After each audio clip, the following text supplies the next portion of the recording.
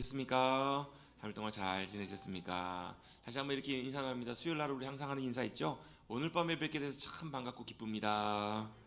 오늘 밤에 뵙게 돼서 참 반갑고 기쁩니다. 감사합니다. 하나님의 은혜와 복이 함께 하시기를 주님의 이름으로 축복합니다.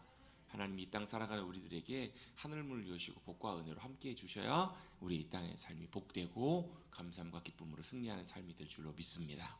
제가 종종 자주 하는 표현인데요, 하늘문이 열려야 삽니다.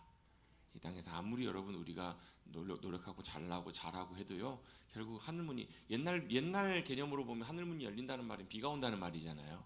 비가 온다는 말인데 그걸 좀 영적인 의미로 해석해 보면 하늘문이 열린다는 말은 하나님께서 주시는 하늘의 은혜와 평강과 복과 역사하심이 우리 가운데 부어진다라는 그런 의미입니다. 왜요? 우리 인간은 원래 하나님이 그렇게 만드셨기 때문에. 하나님이 인간을 만드시고 아담을 만드시고 제일 먼저 하신 것이 뭐냐면 복을 주셨어요. 그 복이 뭐예요? 하나님의 생명이고 하나님의 공급하심이고 하나님의 역사하심이고 하나님이 귀하게 주시는 것들이, 왜 그거 없이는 아무것도 할 수 없는 존재가 우리들이니까요. 우리가 권사님 기도하시면서 그런 고백을 하시더라. 하나님, 우리를 연약하게 만드신 이유는 하나님의 능력과 도우심 의지하며 살도록 하나님께서 우리를 그렇게 지으셨기 때문이라고. 그게 여러분 굉장히 중요한 영적인 진리거든요. 그래서 사도 바울이 깨달아요. 사도 바울이 언제 깨달아요?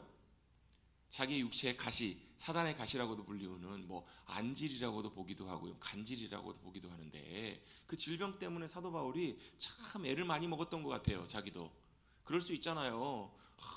위에서 기도하면 병자가 낫고 하나님의 능력이 하나님이시고 예수 그리스도 이름에 권세가 있습니다, 믿고 그 안에 놀라운 생명과 구원의 은혜를 누리십시오라고 선포하고 복음을 전하는데, 정작 자기는 어때요? 자기는 그 질병이 안 낫는 거예요. 눈에서 여러분 고름이 줄줄 흐르고. 그럼 사람들이 볼 때 여러분 얼마나 그러겠어요. 하다하다 간질이라고 치면 어때요? 갑자기 설교하다가 갑자기, 요즘은 이제 간질이라는 말을 안 쓰고 이제 뇌전증이라는 이제 병 질환으로 부르잖아요. 뇌전증 증상이 일어나가지고 갑자기 사람이 거풀 물고 막 쓰러지고 발작을 하고, 그럼 어때요? 예배드리고 있는데 앞에 설교하다가 갑자기 그런 일이 벌어지면 여러분 어떠실래요? 처음에는 많이 놀라시겠죠. 두 번, 세 번 그러면 어떠시겠어요? 아이고 또 저러신다. 물론 본인이 그러고 싶어서 그런 건 아니겠지만 어때요? 아이고 또 증상이 이렇게 일어나서 그러는구나라고 하겠죠. 근데 속으로 마음으로 어때요? 왜 하나님이, 사도 바울은 본인은 또 얼마나 더 답답하고 얼마나 또 마음이 그렇겠냐고요. 그래서 하나님 앞에 3번이나 작정하고 기도해요. 이 3번이나 작정하고 기도한단 말은 그냥 3번 하나님 고쳐주세요, 아멘, 그 다음날 하나님 고쳐주세요, 아멘, 이렇게 기도한 건 아닌 것 같아요. 어떻게 해요? 작정하고, 어쩌면 금식도 했을지도 모르겠고요, 하나님 앞에 나가서 하나님, 이게 왜 자기 자신을 위해서뿐만 아니라 뭘 때문에요? 하나님 복음 전하는 일에 이것이 하나님 방해가 되는 것 같아요. 이를 통해서 하나님 앞에 영광이 되는 것보다 오히려 어때요? 요즘 성경의 표현대 보면 덕이 안 되는 것 같아요. 이런 표현으로, 이런 마음으로 아마 사도 바울이 기도하러 나갔겠죠. 하나님께서는 사도 바울에게 어떤 응답을 주시는가? 자, 기도의 응답이 뭐라고요? 하나님 들으신 거라고요. 그래서 여러분, 하나님께서 그대로 해주실 때도 있고 안 해주실 때도 있어요. 둘 다 응답이에요, 아니에요? 응답이에요. 우리는 뭐만요? 우리가 원하는 것을 하나님이 이루어 주셔야 그것이 응답이라고 생각한다고요. 근데 여러분, 그것은 자칫 잘못하면 뭐가 문제가 되냐면, 내가 구하고 바라는 것이 하나님의 뜻과 다를 때, 하나님의 기준에서 볼 때 옳지 않을 때 그것이 응답해 주시는 것이 절대 우리에게 복이 안 된다고요. 그 뭐가 되는 거예요? 떼쓰는 게 돼요. 우리는 뭐예요? 예수님의 기도처럼 우리가 구하고 간구하고 우리의 마음을 다 쏟아놓는 것, 그건 당연한 기도의 중요한 은혜이고 원리이지만, 다 쏟아놓고 뭐 할 수 있어야 돼요? 그런데 주님, 그래도 어때요? 내 뜻대로 마옵시고 아버지의 뜻대로 되기를 원합니다. 만약에 여러분 생각해 보세요. 여러분 자녀가 있는데요, 어떤 자식은 이런 자식이 있어요. 자식이라고 하니까 좀 그러네. 자녀가 있어요. 어떤 자녀는 어때요? 부모님께 이걸 원해, 요구를 해요. 이거 해주세요, 이거 사주세요 해요. 근데 지금 아니야, 지금 그거 필요 없잖아, 괜찮아, 좀 기다려, 이렇게 했는데 이 아이는 어때요? 곧 죽어도 사달라는 거예요. 그래서 어떻게 들어 누워요. 발버둥을 쳐요. 나가서 금식해요. 식음을 전폐해요.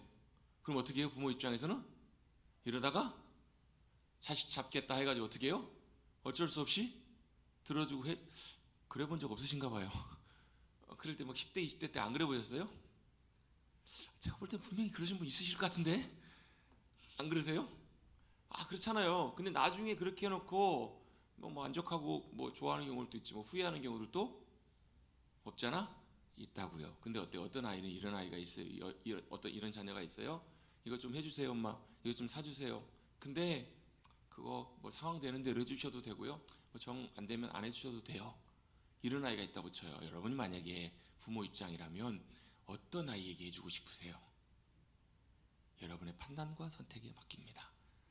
물론 여러분 똑같은 아이의 마음으로, 똑같이 자식의 마음으로 똑같이 대하고 똑같이 사랑하지만 인간적인 부모의 마음으로서 종종 그런 마음이 있을 때가 있잖아요. 왜요? 두 번째 아이 같은 경우에는 뭐 하는 거예요? 내가 원하는 것은 이것이지만 그럼에도 내 뜻보다 아버지의 뜻이 원이 더. 아니, 왜 말을 못하세요? 잘 이해가 잘 안 되시나 봐요. 이거 뭐 하는 거예요? 그래도 내가 원하는 것 있지만 아버지의 입장, 아버지의 뜻, 아버지의 판단도 뭐 하는 거예요? 아이가 이해하는 거예요. 또 존중하는 거예요. 섬기겠노라고, 순종하겠노라고 이런 마음으로 부모님께 나아가는. 이게 뭐 비자발적인 강제적인 이런 것이 아니라 자발적으로 그렇게 할 수 있는 아이가 있다면 부모 입장에서 이 아이는 참 뭐 하는 아이예요? 부모님을 아끼고 부모님의 마음을 잘 해야 되는 철든 아이라고 생각이 드는 그런 마음이 들겠죠. 돌고 돌아가고 어디로 가요? 이게 뭐라는 거예요? 하나님의 기쁨일 수 있다라는 거예요. 우리가 기도하고 구하는 것, 응답이 뭐라고요? 하나님이 들으시는 것이 응답이라고요. 내 뜻대로, 우리는 하나님이 내 뜻대로 다 이루시는 것, 이걸 응답이라고 집착하고 붙잡는 경우들이 많은데, 하나님이 들으시고 하나님이 아무 말씀 안 하실 때도 이것이 응답이에요. 왜요? 하나님의 때, 하나님의 뜻, 하나님의 일하심의 길들이 다를 때 그렇게 역사해 주시는 것이 우리에게 더 유익할 때가 훨씬 많기 때문에 그래요. 아멘. 아멘. 왜요? 우리 하나님 어떤 하나님이시기 때문에. 여러분, 우리가 좀 오해하는 성경의 말씀들이 좀 있거든요. 과부의 비유.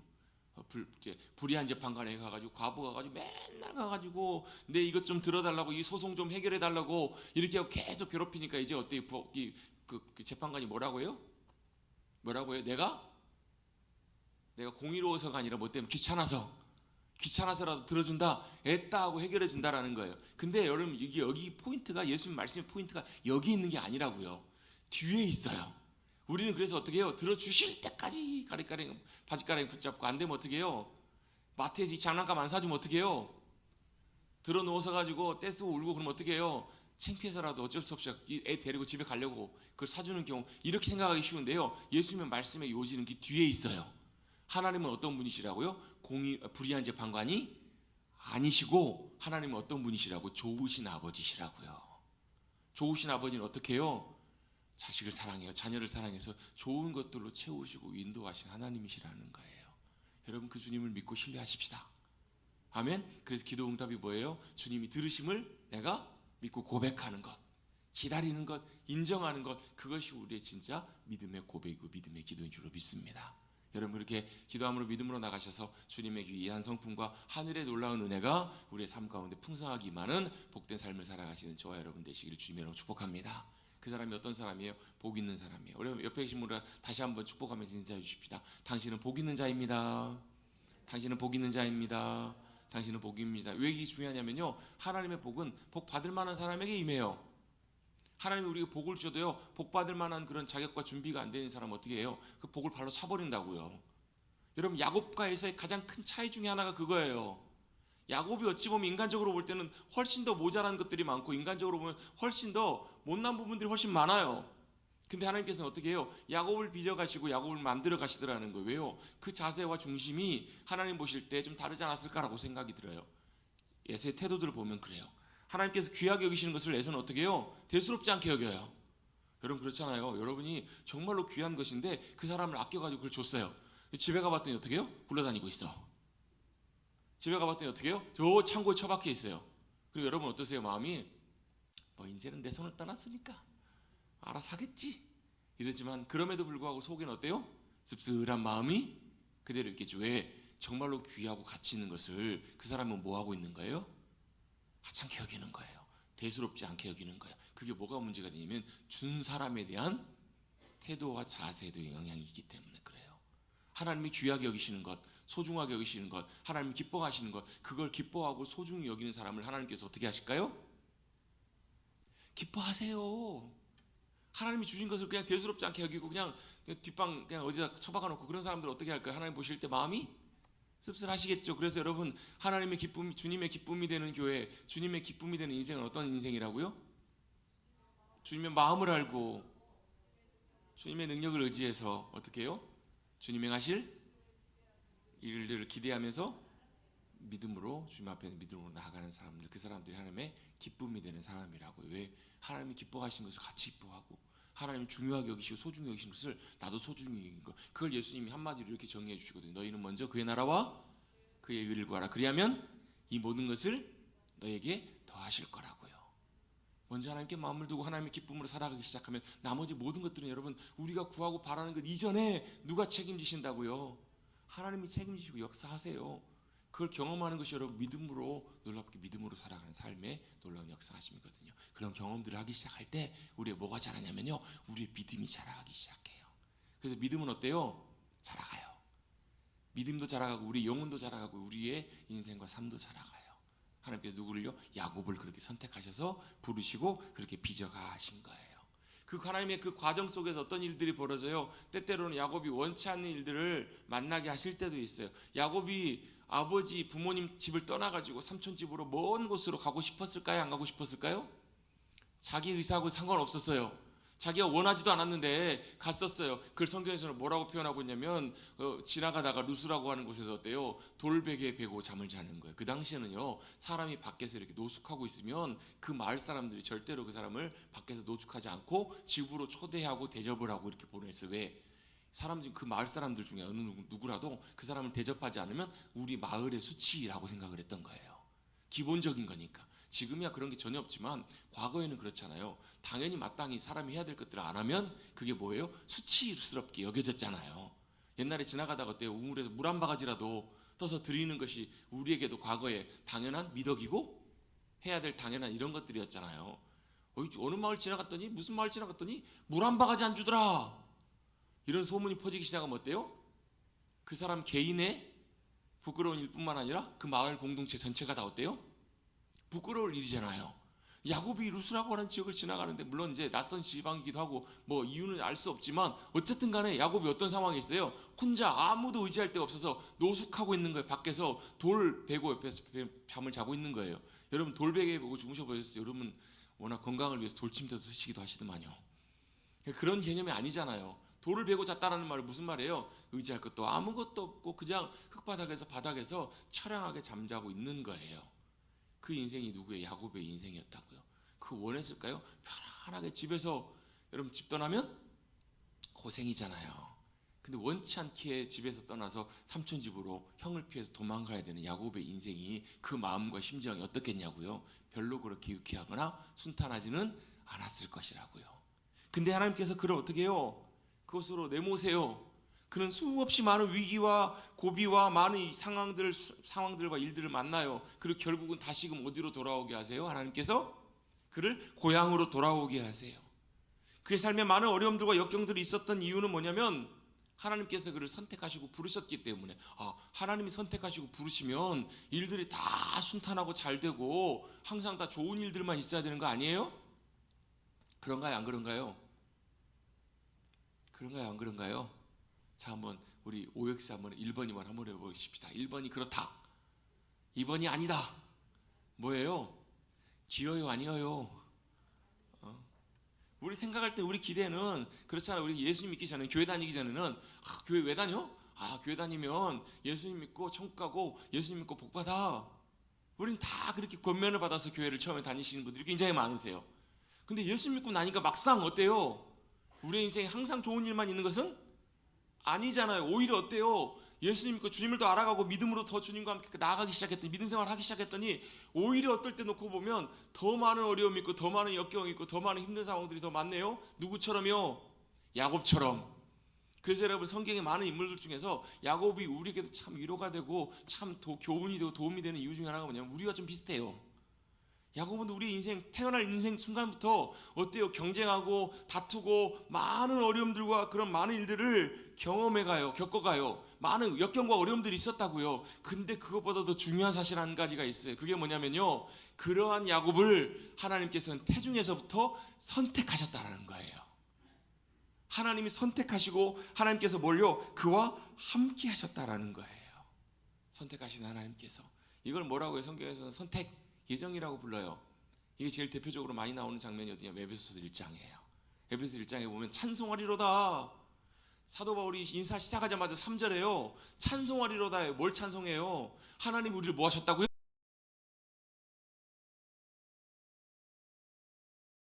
같이 한번 고백해 보겠습니다. 하나님이 나를 선택하셨습니다. 언제요? 주 예수 내가 주님을 알기 전에 나를 먼저 선택하시고 부르셨다는 거예요. 아니요, 우리가 예수님 믿기 전에가 아니라 우리가 이 땅에 태어나기도 전에 하나님이 저와 여러분을 아시고 선택하셨대요. 아니요, 언제부터요? 태초 이전부터요. 여러분, 이게 말이 돼요? 이게 하나님 입장에서는 이게 충분히 말이 돼요. 이해가 돼요. 근데 우리 입장에서는 참 이해할 수가 없어요. 근데 어떻게 하셨다? 하나님이 저와 여러분을 선택하시고 예정하셨다고요. 여러분, 예정론을 우리는 잘못 이해해요. 어떻게 이해하냐면 하나님 운명적으로 구원받을 사람, 안 구원받을 사람, 못 구원받을 사람 구분해놨기 때문에 우리가 할 수 있는 것이 아무것도 없어. 이건 운명적인 이런 예정론이 성경적인 예정론이 아니고요. 뭐냐면 우리가 예수님 믿고 났더니 우리가 잘나서 예수님 믿고 구원받을 줄 알았는데 알고 보니까 어떻더라는 거예요. 우리는 자격도 없고 조건도 없고 아무것도 없지만 하나님이 우리를 먼저 아시고 사랑하셔서 선택하셨더라는 거예요. 그리고 우리를 언제요? 예전부터 하나님께서 우리를 뭐 하셨어요? 정해놓으시고 예정하셨더라는 거예요.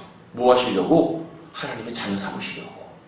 하나님을 부르시고 선택하셨다고요. 어디 있어요? 우리 태중에. 우리가 태어나기 전부터, 그 이전부터. 이게 뭐예요? 그래서 우리가 우리의 공로 의지할 것 없지만 하나님이 우리를 뭐 하셨다고요? 사랑으로 선택하시고 예정하시고 부르셔서 감사하더라는 거예요. 이게 예정론의 원래 중요한 의미거든요. 누구를요? 야곱을 그렇게 하신 거예요. 태어날 때부터 하나님께서 이삭에게 말씀하시잖아요. 두 민족이 네 뱃속에 있다. 엄마 뱃속에 있다. 그런데 하나님께서 누구를 선택하셨다고요? 작은 자를, 야곱을 선택하셨다고요. 그 이유는 몰라요. 하나님의 주권이시니까. 근데 어쨌든 중요한 것은 야곱 입장에서 하나님이 야곱을 선택하셨어요. 그래서 그 인생에 수없이 많은 역경과 어려움들과 곤란과 많은 사건, 사고와 일들이 있었어요. 나중에 130세에 바로왕 앞에 섰을 때 자기가 뭐라고 해요? 나는 우리 조상들에 비하면 인생을 많이 산 것도 아니지만 험난한 인생을 살았습니다. 근데 중요한 게 뭐예요? 험난한 인생 가운데 그를 선택하신 분이 하나님이세요. 그리고 험난한 인생 가운데 그와 그 험난한 순간순간 가운데 함께 하시는 분이 하나님이셨다는 거예요. 왜 그 험난한 시간들을 지나게 하세요? 야곱을 뭐 하시려고요? 빚을 가시고 야곱을 준비시켜 가시고 야곱을 만들어 가시기 위해서. 그래서 여러분, 야곱의 인생의 결론이 어떻게 끝나요? 결론이 여러분 얼마나 감격 가운데 영광스럽게 끝나는지 몰라요. 그의 인생에 그가 다 잃은 것처럼 보였지만 가장 사랑했던 요셉은 어때요? 죽은 줄 알고 베냐민도 마찬가지로 뺏겨버릴 수밖에 없는 그런 상황인 것처럼 놓였지만 결국 하나님이 그를 어떻게 해요? 이스라엘로 바꾸시고 그의 삶을 이스라엘로 복되게 삶을 마무리하게 하시잖아요. 왜? 그 인생 가운데 하나님이 함께 하셨기 때문에. 나를 이곳에서 떠나게 하셨다는 하나님이 나를 다시금 이곳으로 돌아오게 하셨습니다. 이게 뭐라는 거예요? 주님의 역사하심이고 주님의 은혜였다라는 거예요. 여러분, 그 하나님의 최선이, 하나님의 역사하신 일들이 여러분 우리에게는 가장 큰 복이고 최선이에요. 내가 바라고 원하는 것들보다 오히려 하나님이 함께 하신 하나님께서 그의 삶을 통해서 놀랍게 주님의 약속과 말씀들을 이루어 가시잖아요. 그걸 성경을 통해서 우리 여러분 읽어왔었어요. 왜? 하나님이 베델에서 야곱에게 말씀하신 대로 그대로 돼요? 안 돼요? 나는 너의 조부 아브라함의 하나님, 너의 아버지 이삭의 하나님, 너의 하나님 여호와다 라고 말씀하시면서 뭐라고 말씀하세요? 내가 너를 다시 반드시 이곳으로 돌아오게 할 거라고. 그리고 내가 너를 이곳에 돌아오게 할 때까지 떠나지 아니할 거라고. 그리고 어떻게 돌아올 때는 어떻게 돌아와요? 갈 때는 빈몸으로 지팡이 하나 잡고 갔다가 돌아올 때는 어떻게 돌아와요? 하나님께서 가족을 주시고 자녀를 주시고 엄청난 소유를 갖고 돌아오게 하세요. 뭐 여러 가지 많은 우여곡절들과 고생과 어려움들이 있었지만 그죠? 그 하신 분이 누구세요? 말씀하시고 약속을 이루시는 분, 지키시는 분이 하나님이셨잖아요. 어찌 보면 야곱의 생각과 뜻과는 좀 달랐을지 모르겠어요. 근데 하나님의 뜻대로 역사하시고 그 일들이 최선의 길들이고 역사하심이었다라는 거예요. 여러분, 내가 원하는 것보다 하나님이 약속하시고 계획하신 그 일들을 우리의 삶에 성취하시고 이루시는 그 은혜가 더 귀한 복인 줄로 믿습니다. 그럼 저도 아이들 키우면서 그런 생각이 좀 들 때가 많아요. 어찌 보면 뭐 꼰대 소리 들을 수도 있겠지만 아이들 보면서 어떠냐면요, 아이들이 지들이 하려는 것보다 엄마 아빠가 볼 때는 어때요? 이거보다 이것이 훨씬 더 아이들을 위해서 유익하고 좋은 것이라는 생각이 들 때가 있잖아요. 왜 그래요? 경험해 봤으니까, 지나와 봤으니까. 그렇잖아요. 그럴 때가 있잖아요. 그 물론 인간적인 부모이기 때문에, 인간이기 때문에 부모도 실수할 때가 있고 앞날을 다 장담할 수는 없잖아요. 근데 경험해봤기 때문에 아이들에게 해주는 그 잔소리가 어때요? 아이들에게는 오히려 자기들이 하려고 하는 것보다 더 유익하고 복되고 중요한 그런 일들이 있을 수 있어요. 그런데 우리 인간 부모보다 하나님 우리 아버지는 하나님 우리의 진정한 부모님 되신 하나님은 어떠세요? 완전하세요. 실수가 없으세요. 그리고 우리의 모든 걸 다 아세요. 어제, 오늘, 내일의 모든 일들까지 다 아시는 분이 하나님이세요. 내일 좀 아시면 로또 그건 번호 좀 가르쳐 주시지. 내일 일 아시면 번호 좀 미리 가르쳐 주시면 그거 아니신 것처럼 다 그렇게 계시는데 어떤 친한 목사님 그러시더라고요. 자기는 하나님이 참 그 기쁨이고 좋으시고 제 복인데 그래도 로또 복권 선택할래 하나님 선택할래 그런 마음 흔들릴 것 같다고. 아니신 것처럼 그러고 계시지만 안 그래요. 우리는 그렇지가 않아요. 내일을 하신 하나님이시라면 좀 가르쳐 주시면 좋겠다 싶은데 그렇게는 안 하세요. 왜? 그걸 하나님께서 알려주시면 우리의 인생이 어떻게 해요? 망가지고 삐뚤어질 것을 너무 잘 알고 계시기 때문에 그래요. 필요한 만큼만 우리에게 하나님께서 유익할 만큼만 보이시고 알려주시거든요. 결론은 뭔가 하나님은 우리에게 완전하신 하나님, 선하신 하나님이세요. 그래서 야곱의 인생이 참 파란만장한 인생이었지만 결론은 어떻게 끝나요? 하나님이 말씀하시고 찾아와 주시고 야곱의 하나님이 되어주셔서 결국은 뭐가요? 야곱의 인생이 복되게 마무리가 돼요. 아멘. 그리고 복되게 마무리해 가는 그 과정, 그것들을 하나님께서 배우게 하셨던 거예요. 어떻게 해요? 복잡한 많은 일들이 생겨요. 여러 가지 많은 일들이 생겼을 때 어떻게 해요? 결론이 뭐냐는 거예요. 결론이. 중요한 야곱이 해야 될 가장 중요한 결론이 뭔가 그것이 오늘 본문에도 등장을 해요. 그게 뭐예요? 그게 오늘 본문의 제목이에요. 한번 같이 한번 제목 한번 읽어보십시다. 시작.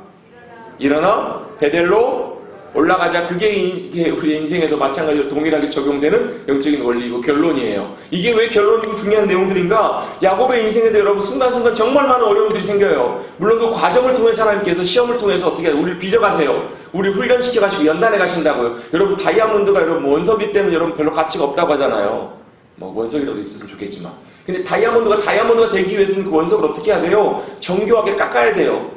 좋은 철, 좋은 칼, 좋은 쇠를 만들기 위해서는 수없이 많은 용광로불에다 놓고요. 지금은 여러분 그걸 대장간에 그렇게 하더라고요. 물론 기계로 쉽게 만들어내는 경우도 있지만 정말로 좋은 칼을 만들기 위해서는 사람이 옛날에 어떻게 했어요? 다 망치로 두들겼어요. 용광로에 달궈놓고 두들겨요. 많이 두들기면 두들길수록 몇천 번 두들기면 두들길수록 그 칼이 어떤 칼이 돼요? 좋은 칼이 된다고요. 말 조심해야 되는데 하나님 우리도 좋은 하나님의 도구 만드시려고 몇천 번 막 망치로 때리실 수도 아무도 아멘 안 하실 것 같아서 거기까지만 하겠습니다.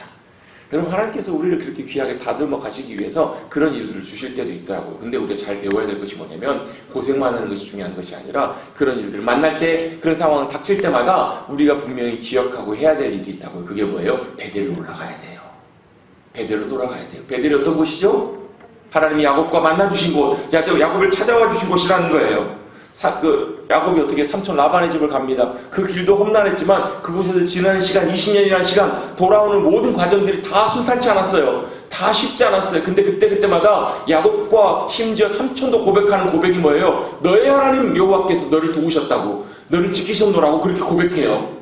야곱도 그걸 뼈저리게 경험하고 돌아와요. 잘 돌아왔습니다. 엄청난 부와 가족들 12명 가까이 되는 모든 아들들 다 데리고 돌아와요.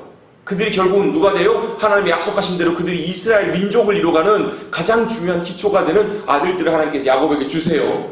근데 돌아왔더니 어떤 일이 벌어져요? 이제 고향으로 돌아왔으면 이제 일이 좀 잘 돼야 될 것 같잖아요. 근데 또 생명의 위협을 느낄 만한 그런 큰 어려움이 생깁니다. 형이 400명을 데리고 자기를 만나러 오잖아요. 야곱 입장에서는 어때요? 겁이 날 일이에요. 식겁할 일이라고요. 얼마나 두려워하고 놀랄 그런 상황이 닥쳐요. 그가 했던 게 뭐예요? 약복강에서 자식들까지 다 먼저 물 건져놓고 자기는 거기서 뭐하고 있는 거예요? 하나님과 씨름하고 있는 거예요.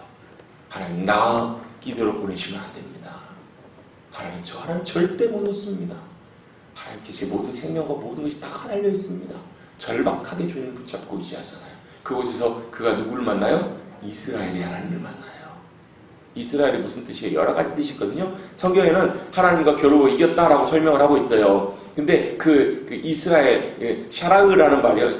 샤라으라는 말에 뭐 싸우다 다투다라는 의미도 있어요. 또 이 말을 또 다른 학자들이 이렇게 표현하기도 해요. 다른 뭐냐면 히브리어는 옛날에는 모음이 없었기 때문에 자음만 갖고 구성이 됐기 때문에 정확한 의미를 이제 나중에 후대 학자들이 이제 그 모음을 표시해가지고 알게 되는 것이지 그 이전까지 정확하지 않았어요. 그래서 하나님이 우리를 위해 싸우신다, 하나님과 겨루어 이겼다 이렇게 표현도 하기도 하고요. 하나님이 우리를 위하여 싸우신다 그렇게 해석을 해도 큰 무리는 없어요. 또 심지어는 하나님이 다스리신다, 하나님의 왕자라고 이렇게 그 이스라엘이라는 단어를 해석을 해도 큰 무방해 상관은 없어요. 어쨌든 간에 중요한 건 뭐냐면 이제 하나님이 누구를 위해서요? 야곱과 함께 하시면서 야곱과 함께 싸우시는 분이 되신 거예요. 그게 뭐라고? 이스라엘이라는 거예요.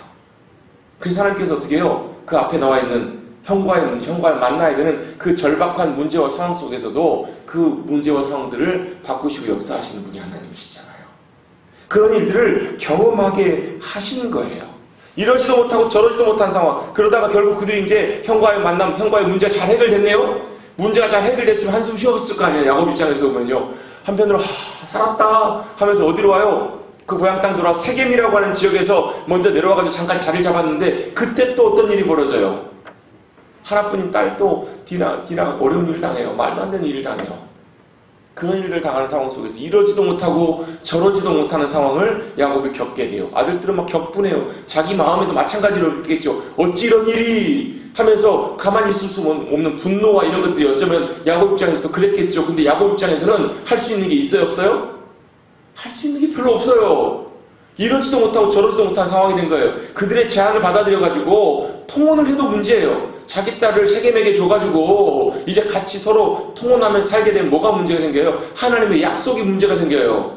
하나님이 뭐하기로 하셨다고? 야곱의 아들들을 통해서 뭐하게 하세요? 이스라엘을 세우기로 하셨는데 그들이 이방 민족들과 섞여서 그들과 섞여버리면 뭐가 되는 거예요? 완전히 이것들이 흐지부지 돼버리는 거예요. 근데 그렇다고 해서 이것들 아무 일도 없었던 것처럼 흐지부지 그냥 넘어가 버리는 것들도 문제예요. 동생들도 야곱의 아들들이 돌아와가지고 분노하잖아요. 저들이 우리 동생을 창녀처럼 여기는 것이 합당합니까? 이러지도 못하고 저러지도 못하는 상황 속에 누가 놓여 있는 거예요? 야곱이 놓여 있는 거예요. 더더군다나 거기다가 기름을 붓는 사건이 생깁니다. 누가요? 야곱의 아들들 둘 시몬과 레위가 어떻게 해요? 그들에게 잘못된 제안을 해가 일부러 속이는 제안을 해가지고 그들이 할례를 받고 고통을 받고 고통 가운데 있을 때 칼로 그들을 다 쳐서 없애버리고 거기는 모든 것들을 다 노력해와요. 이건 누가 하는 것들이에요? 최소한 하나님의 선택받은 백성들이 할 일은 아니겠죠. 여러 가지 복잡한 상황들이 생긴 거예요. 그들은 공의 앞에서 하나님의 공의 앞에서 선택해야 되는 상황 속에 놓인 것이고 그들이 어떻게 해야 될지 이렇게 해야 될지 저렇게 해야 될지 야곱 입장에서 혼란스럽고 곤란하고 참 답을 내기 너무 어려운 상황 속에 야곱이 놓이게 된 거예요. 그때 하나님께서 야곱을 찾아오십니다. 그리고 야곱에게 답을 주세요. 뭐라고 말씀하세요? 오늘 본문 한번 읽어보시겠습니다. 1절 한번 읽어봅니다. 1절 시작. 하나님이 야곱에게 이르시되 일어나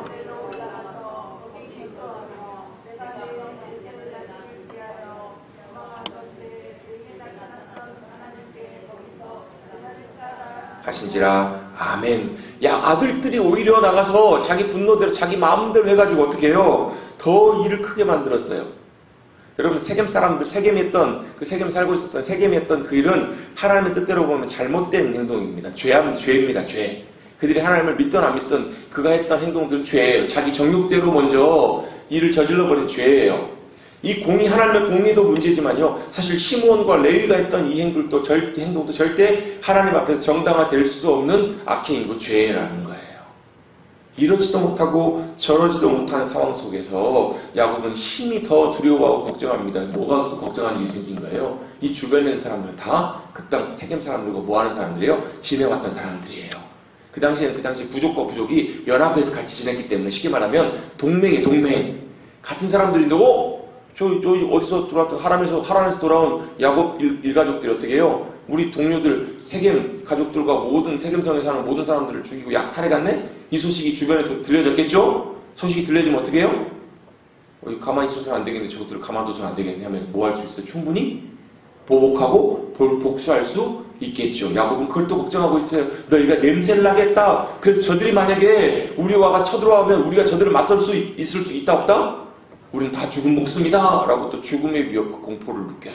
참 야곱 입장에서 보면 참 험난했어요. 보면 한 곱이 넘으면 또 일이 생기고 한 곱이 넘으면 또 죽을 두려움과 공포가 생기고 어려움이 생기고 근데 하나님께서 그런 야곱에게 이렇게 답을 주십니다. 너 일어나서 베델로 올라가라.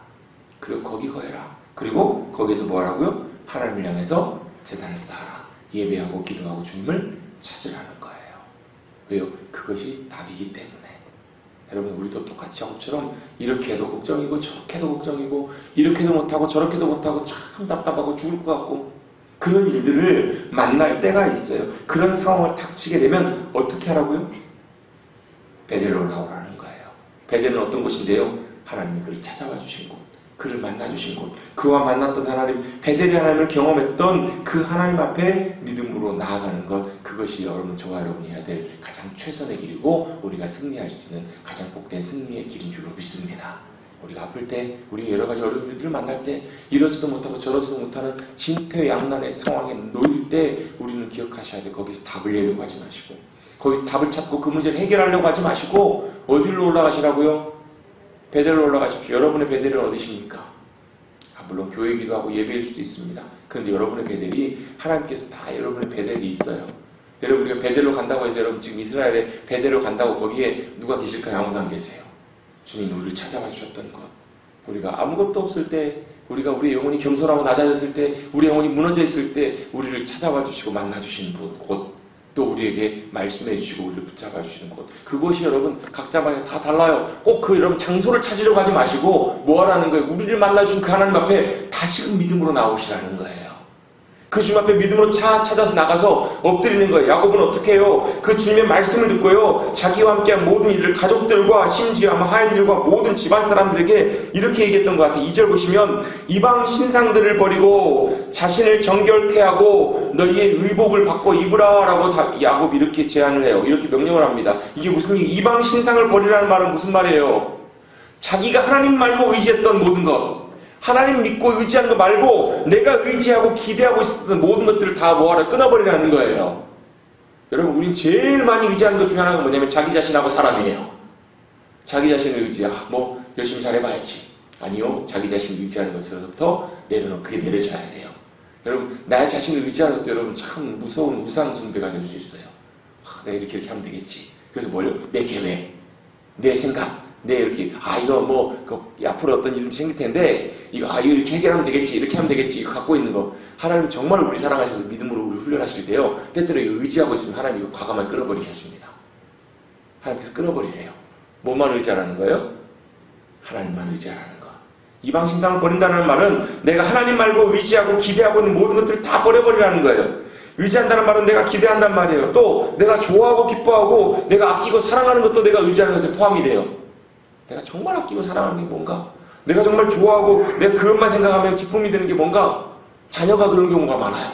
또 뭐예요? 내가 원하는 것, 바라는 것, 그것들도 우리의 뭐가 될 수 있냐면 우상이 될 수 있는 거예요. 여러분, 베델로 올라가라는 말은 무슨 말이에요? 그냥 베델로 돌아 올라간다는 말이 아니에요. 그 하나님 앞으로 돌아 나오라는 거예요.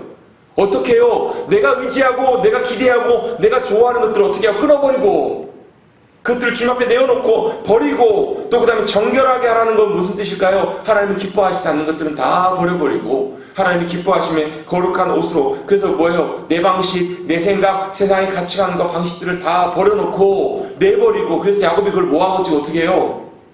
땅에 묻어버려요. 완전히 그것을 폐기해버립니다. 없애버립니다. 그리고 의복을 받고 입고 올라가란 말을, 옷을 갈아입으라, 깨끗한 옷을 입으라, 뭐 그런 의미일 수도 있겠지만 한편으로는 뭐예요? 우리가 뭐라는 거예요? 의의 하나님의 백성임을 다시금 옷이라는 것은 신분을 의미하는 경우가 많거든요. 내 신분을 다시 한번 새롭게 하고 주님의 거룩한 백성으로 주님 앞에 믿음으로 나아가라는 거예요. 여러분, 저와 여러분을 예수님의 십자가의 보혈의 은혜로 말미암아 예수님을 믿음으로 저와 여러분의 신분을 주님이 변화시켜 주신 줄로 믿습니다. 어떻게? 하나님의 자녀로, 거룩한 주님의 백성으로 변화시켜 주셨다는 그 은혜에 힘입고 주님의 자녀로 주님 앞에 나아가라는 거예요. 여러분, 우리에게는 우상들을 버리시고 우리의 마음과 심령과 우리의 삶을 정결케 하시고 우리의 의복을 갈아입으시고 거룩한 주님의 백성으로 일어나 베델로 올라가시는 저와 여러분 되시기를 주님의 이름으로 축복합니다.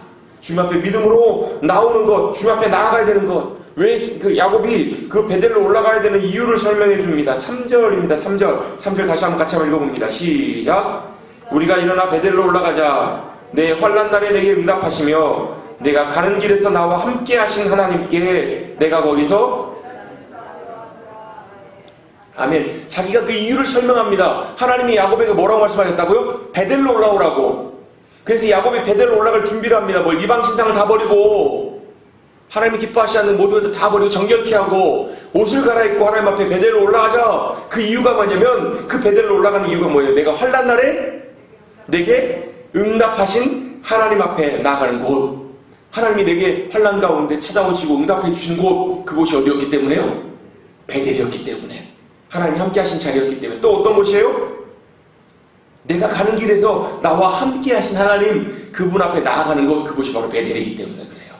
여러분의 인생의 걸음걸음 가운데 하나님께서 함께 해주시기를 주님의 이름으로 축복합니다. 왜요? 야곱이 그렇게 고백하거든요.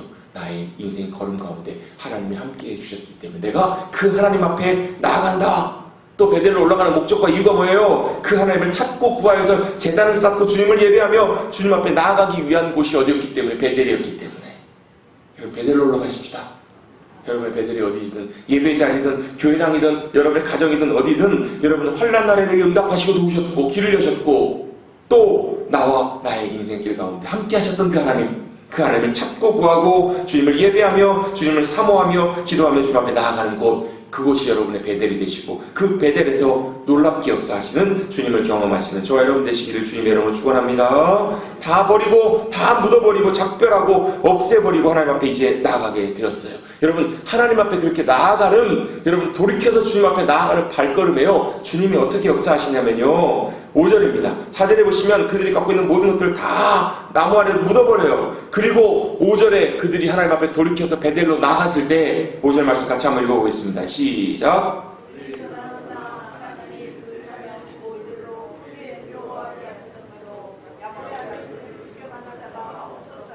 아멘.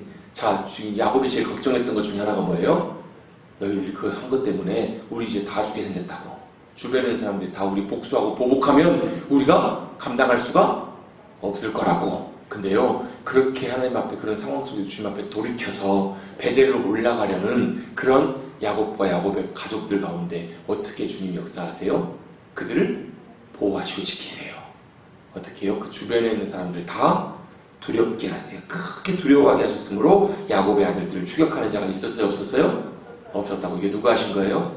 하나님이 하시는 거예요. 여러분 야곱 입장에서 얼마나 두려움이 있었겠냐고요. 얼마나 겁났겠냐고요. 그런데 하나님께로 돌이키고 주님 앞으로 믿음으로 나오는 그 발걸음들을 하나님이 뭐 하신다고요? 지키시고 보호하신다고요. 여러분 이게 참 놀라운 은혜예요.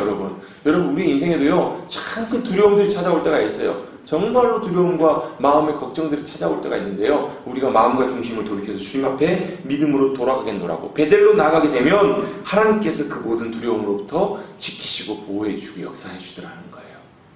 그러니까 여러분 우리가 감당할 수 없는 그런 일들 때때로 우리가 잘못해서 예를 들면 뭐 좀 극단적인 얘기는 하지만 뭐 실제로는 그렇지 않다고는 해요. 예를 들면 뭐 실수로 잘못해가지고 어린 시절에 뭐 조직에 몸을 담게 됐어요. 근데 또 돌이키고 깨달아가지고 이 모든 생활들을 다 청산하고 돌아 나와야 될 때 어때요? 두려움들 있잖아요. 왜? 옛날에 조직에서 배반하면 어때요? 해코지 하잖아요. 막 죽음이잖아요. 뭐 실제로는 뭐 그렇지는 않다는 얘기들이 또 많아요. 근데 어때요? 막 조직 그만두고 나가야겠다고 하면 어때요? 어떻게요? 쫓아와서 막 해코지를 하고 막 그런 경우들이 있잖아요. 제 극단적인 일을 한번 들어보는 거예요. 그런데 하나님께로 믿음으로 돌이켜서 나와서 베델로 올라가는 그 발걸음들은 누가 지키시냐면요. 하나님이 지키세요. 주변의 대적들을 두려워하게 하시고 모든 상황들을 주님이 역사해 가시더라는 거예요. 왜요? 우리가 주님께로 돌이켜서 나아가고 있기 때문에 그래요. 그 주님 앞에 나갑니다. 그곳을 야곱은 이렇게 부릅니다. 엘 베델, 베델의 하나님. 여러분 베델의 하나님이 여러분의 하나님이 되실 수 있게 되기를 간절히 바랍니다. 그리고 그곳에 올라가서 주님 앞에 신이 제단을 쌓습니다. 그곳에 주님이 다시 나타나셔서 9절부터 보시면 말씀하십니다. 야곱이 밧단 아람에서 돌아오면 하나님이 다시 야곱에게 나타나셔서 그에게 뭘 주시고요? 복을 주십니다. 하나님이 또 말씀하실 때 내 이름을 야곱이라고 하지 말고 이스라엘이라고 하라. 내 이름이 될 것이다. 이는 그가 그의 아들을 이름을 이스라엘이라 부르셨다라는 거예요. 여러분 이 이스라엘이라고 이름 바꿔주신 곳이 원래 어디예요? 야복강이잖아요. 이 이전 장면이잖아요. 형을 만나기 전에 하나님께서 야곱의 이름을 이스라엘로 바꾸셨잖아요. 다시 한번 확인시켜 주시는 거예요. 여러분 오늘 나오는 9절, 10절, 11절 말씀 여기 말씀들이요. 하나님께서 지금 이 장면에서 처음으로 말씀하신 약속의 내용이 아니에요. 이전에 말씀하셨던 약속을 다시 반복해 주신 거예요. 언제 또 말씀하셨던 말씀이에요? 아브라함에게 하셨던 약속이에요. 또 언제 하셨던 말씀이에요? 아담에게 하셨던 약속이라고요. 이것들을 뭐 하시는 거예요? 다시 확인시켜 주시는 거예요. 누구에게요? 야곱에게. 그래서 하나님의 약속은 새로운 것이 아니고요. 하나님이 하실 놀라운 약속과 일들을 다시 한번 확인시켜 주시는 거예요. 자기의 뭘 바꾸시면서요? 이름을 바꾸시면서 뭘로요? 이스라엘로 이름 바꾸시면, 야, 너 야곱으로 살았지? 이제는 이름이 뭐야? 이제는 이스라엘이라는 거예요. 하나님이 너와 함께 하실 것이고 너를 위해 싸우실 거라고. 그 증거가 뭐예요? 5절이잖아요. 하나님이 야곱과 함께 하신 것 때문에 그 주변에 있는 사람들이 복수를 하려고 일어나지도 못하게 돼요. 왜? 하나님이 야곱과 함께 하시면서 그를 위해 싸우시니까요. 여러분, 저와 여러분은 믿음 안에서 이스라엘이 된 줄로 믿습니다. 그래서 누가요? 하나님이 저와 여러분을 위해서 뭐 하시는 거예요? 함께 하시면서 싸우시는 거예요. 누가요? 저와 여러분을 대적하여서, 하나님을 대적하여 선 이들 가운데 누가 하나님께서 우리를 위해서 함께 맞서 싸워주시는 거예요. 그 대적들이 누구예요? 골리앗이에요. 그 대적들이 누구예요? 하나님을 대적하고 우리의 적대하는, 우리 대적하는 이들이에요. 또 누구예요? 질병이에요. 병마예요. 또 우리에게 누구예요? 우리가 감당할 수 없는 많은 일들이 여리고성이에요. 그것들이 우리를 대적할 때 하나님이 우리를 싸우시면 그 앞에서 여리고성이 무너지고 골리앗이 쓰러지고 모든 병마가 떠나가고 어둠의 권세가 물러나게 될 줄로 믿습니다. 그것이 야곱에게 하신 약속이에요. 왜? 야곱을 이스라엘로 불러주시기 때문에 그래요. 여러분, 저와 여러분도 영적인 이스라엘이 된 줄로 믿으시기 바랍니다. 여러분, 이름을 바꾼다는 말은 새로운 인생을 시작하게 하신다는 얘기예요. 여러분, 종종 요즘은 계명이 굉장히 쉬워져가지고 자기 이름을 바꾸는 경우도 종종 있어요. 뭐 하겠다라는 거예요? 새 인생 살겠노라고. 그저께도 안타까운 그 젊은 배우가 스스로 목숨을 끊었어요. 물론 여러분 굉장히 어렸을 때부터 인기를 많이 얻고 연기를 굉장히 잘하는 연기자로 이렇게 잘 자라게 됐는데 몇 년 전에 3년 전에가 본인이 자초해서 음주운전 사고를 내가지고 인생의 모든 것 막 작품으로부터 다 차지고 굉장히 어려운 시간들을 보내했어요. 뭐 이제 스스로 자숙하면서 열심히 이제 뭐 아르바이트도 하고 살아보려고 하는데 사람들이 어떻게 하는 거예요? 이제 그 낙인 사람들이 그 배우로서의 그 손가락질과 그 비난 때문에 사실 뭐 이것저것 하기가 좀 쉽지 않았나 봐요. 최근에 이름을 바꿨다고 해요. 이름도 바꿔서 이제 뭐 카페 같은 데 아르바이트를 하려고 지원을 해서 일을 하고 있는데 사람들이 이제 일을 하고 있으니까 알아봤나 봐요. 그래서 사장한테 이 사람이 그 유명한 그 사람 배우라고 얘기를 해주니까 사장이 그제서야 이제 왜냐면 이름을 바꿨으니까 바뀐 이름으로 이제 이력서를 지원을 해서 일을 하고 있었는데 그 사람 알아보고 나서 누구네? 하면서 해고를 하더라는 거예요. 이런 일들이 계속 반복되면서 아마 그 무게와 그 고통들을 감당하지 못해서 아마 스스로 아마 이제 목숨을 끊지 않았을까 사람들이 추측을 해요. 이름까지 바꿔보면서 새로운 인생을 살기를 원했지만 그것이 쉽지 않았던 거죠. 근데 여러분, 우리는 그리스도 안에서 옛 과거의 자아는 죽었어요. 그리고 하나님께 저와 여러분에게 새 이름을 주셨어요. 그 이름이 누구라고요? 이스라엘이라고요. 하나님 우리와 함께 하시며 하나님이 우리 아버지가 되시고 우리는 하나님의 자녀가 되고 하나님이 우리를 위해 싸우시는. 그래서 여러분, 성당에서는요 세례 영사를 받을 때 뭘 줘요?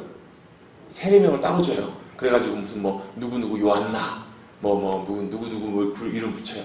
아니, 새 이름을 주려면 한국식 이름을 주지 왜 서양식 성식 이름을 주나. 그게 뭘 의미하는 거예요? 세례를 받았기 때문에, 영세를 받았기 때문에 이제 당신은 뭐 하라는 거예요? 새로운 인생, 새로운 믿음 안에 살아가는 인생이라는 그런 의미를 아마 줄 거예요. 제가 뭐 정확하게 공부해본 건 아니지만 여러분, 저와 여러분에게도 하나님께서 새로운 이름을 주셔서 야곱에게 이스라엘 주신 것처럼 저와 여러분에게도 놀라운 영적인 새 이름을 허락해 주신 줄로 믿습니다. 왜요? 새롭게 시작하는 삶으로 저와 여러분을 놀랍게 하나님의 자녀로 불러주셨기 때문에. 그 하나님이 어떤 하나님이신가? 나는 전능한 하나님이다. 생육하고 번성하는 이 전능한 하나님이라는 말은 놀랍게 역사하신 하나님, 놀라운 역사하심과 함께 하신 하나님, 그 하나님이 그 모든 일들을 이루시고 역사하시고 완성하신다. 그 하나님의 약속들이 야곱을 통해서 그대로 성취되게 된 줄로 믿습니다. 그리고 베델로 올라온 그 야곱은 뭘 했어요? 하나님 앞에 전제로 기름을 부어요. 모든 것들을 다 하나님 앞에 드리면, 전제물을 드린다는, 전제의 제사는 모든 걸 다 드린 제사거든요. 거기 위에다 특별히 포도주나 또 그 위에 더 붓는 것, 이건 굉장히 중요하고 의미 있는 것들이에요. 뭘요? 나의 기쁨, 나의 모든 것을 다 부어드립니다. 자기의 영혼과 자신의 모든 삶을 하나님 앞에 부어드립니다라는 헌신과 감사와 기쁨의 고백이에요. 여러분, 베델로 올라가셔서 저와 여러분도 전제의 제사를, 우리의 기쁨과 우리의 모든 것을 주님 앞에 부어드리며 하나님 앞에 기쁨으로 나가실 수 있는 저와 여러분 되시기를 주님의 이름으로 축원합니다. 그 참된 예배는 뭘요? 나의 기쁨을 주님 앞에 드리는 거예요.